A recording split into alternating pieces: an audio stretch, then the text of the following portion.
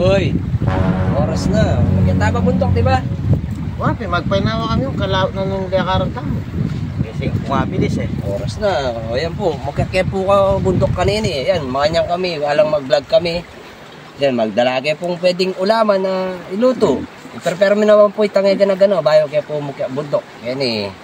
Tigay pong planong mga retang kain eh ma. Retang asan naman na mo. Kumatang asan, retang makabang asan. Retang anong amanandang palos. Yan eh, dening tortuga ka rin eh. Mga panayalan talaga. Uli na rin eh ma, mangan eh.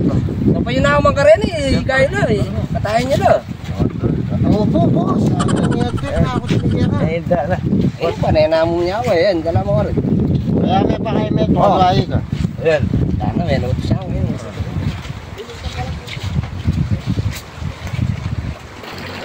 Red, bakno ka tayo ng tayo. Ano rin mga ate, may kuwawa yung may biyasa mga ate talaga. Gilya mo eh. Ha? Gilya mo yan niya eh. Ayan ay. Turuan namin. Dami ako na laman loob. Abulbul eh. Masatin na pa abulbul yan. Oo. Yan ay, bita mo yung mga yan ay.